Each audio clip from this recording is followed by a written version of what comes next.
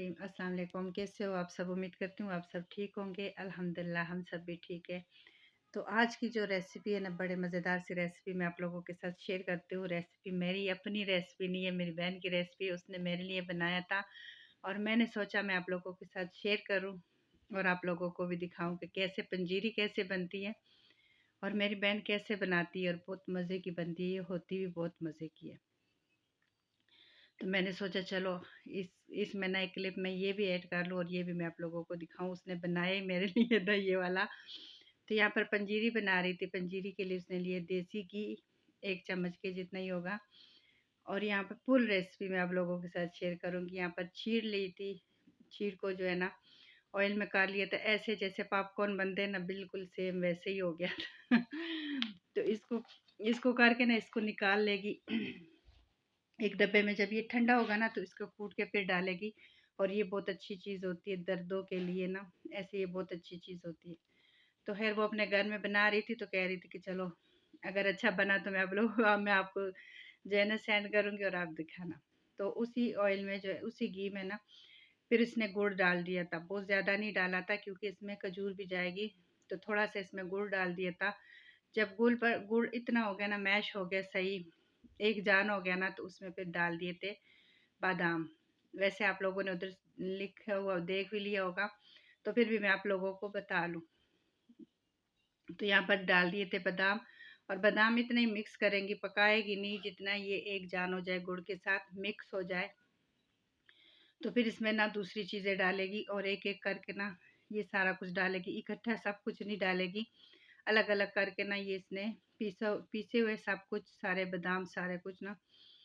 तो यहाँ पर ये डाल दिए थे काजू। 1 कप ना जितने इसने बादाम डाले और 1 कप के जितने इसमें काजू डाल दिए थे। और अब इसको भी अच्छे से मिक्स करेगी। इतना मिक्स करेगी ये दोनों तीनों चीज़ें जो है ना मिक्स हो जाए, एक तरह हो जाए, तो फिर इसमें जो है ना बाकी चीज़ें जाएंगी। और बस इसमें ज़्यादा टाइम नहीं लगता ना, इस पे जो है ना सूजी लगती है और ये बनती बहुत मज़े की है। तो साथ में इसमें डाल दी थी खजूर डाल दी थी। जो इसमें होती है ना खजूर, इसमें होती है ना छुआरे ज़्यादा होने चाहिए। छुआरे थोड़े कम थे तो फिर उसने खजूर भी डाल दी थी, साथ में छुआरे भी डाल दिए थे। जितने छुआरे थे वो भी डाल दी थी और साथ में जो है ना खजूर भी डाल दी थी।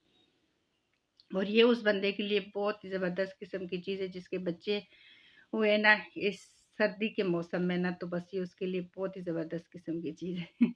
तो यहाँ पर इसने डाल दिए थे काशकाश। और बाहर के मुल्कों में देखो ना, ना धोने पड़ते ना कुछ, काशकाश साफ सुथरे जो है ना वो मिल जाते हैं। तो साथ में अखरोट डाल दिए थे। फिर इसमें जो है ना खजूर भी डाल दी थी और जो है ना इसमें सारा कुछ इसने डाल के इसको मिक्स कर दिया था।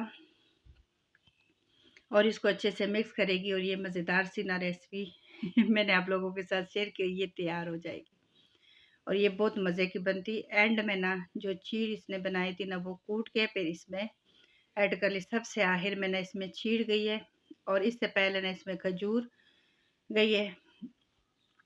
वो दोनों चीज़ें इसमें डाल दी थी, खजूर और छुहारे, ये दोनों चीज़ें डाल दी थी। इससे पहले बादाम अखरोट ये चीज़ें सब कुछ चली गई थी। ये उसने जो है ना मुझ मेरे लिए बनाया था और मुझे कहा था कि आप शेयर करना अपने यूट्यूब पे अपनी फैमिली के साथ। और वाक़ई में ये होती बहुत मज़े की है। मेरी बहन बनाती है ना, बहुत मज़े की होती है। ये कोई खुश्क नहीं होती है, बस दूध के साथ आप लो ना तो बहुत ही मज़े की चीज़ होती है। तो ख़ैर ये उससे बात गई है, मेरे अपने घर का व्लॉग है। तो यहाँ पर मैं जो है ना कारपेटें अपनी धो रही थी, जो मैंने कालीन बिछाई है ना अंदर वो भी और एक वो दूसरी थी वो भी। तो ये दोनों मैंने धोने थे।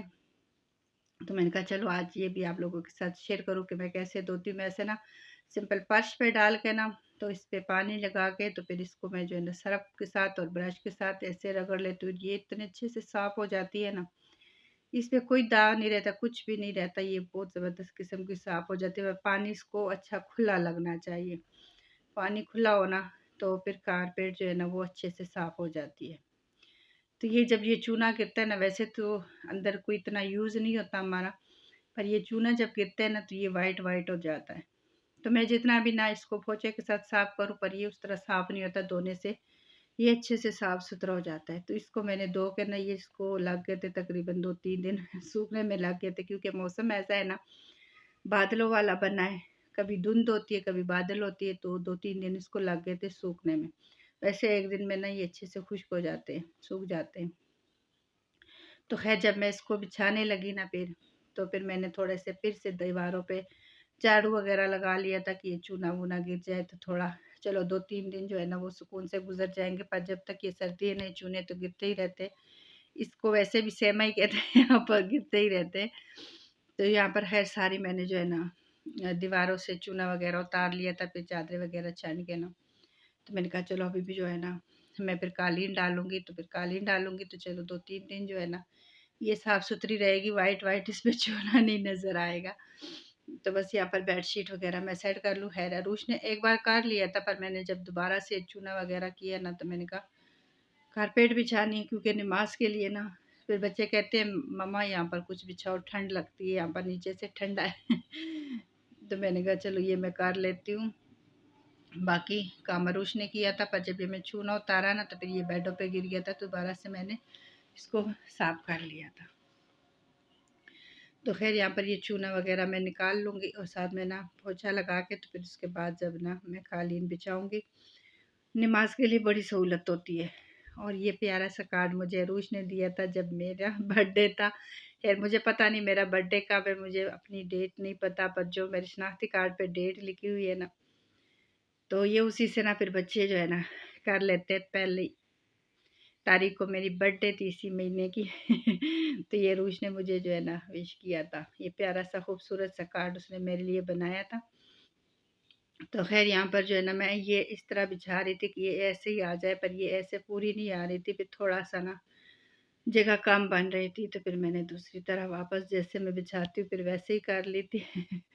उस तरह नहीं सही आ रही थी, सारे बेड के नीचे ही आ रही थी, तो नमाज़ के लिए सही जगह नहीं बन रही थी।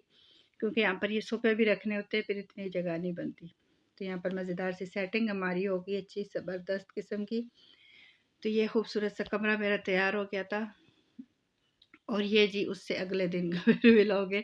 3-4 दिन क्लिप मैंने थोड़े-थोड़े लेके ना मैंने कहा चलो आप लोगों के साथ शेयर करूँगी। तो यहाँ पर मैं मटर और गाजर और आलू का पुलाव बना रही थी। अरूष ने कहा था कि मम्मा मटरों वाले पुलाव बनाना, तो बस फिर मैंने इसमें थोड़े से गाजर डाल दिए थे, थोड़े से आलू डाल दिए थे। तो ये मज़ेदार सा पुलाव हमारा जो था ना, ये मैंने तैयार कर दिया था।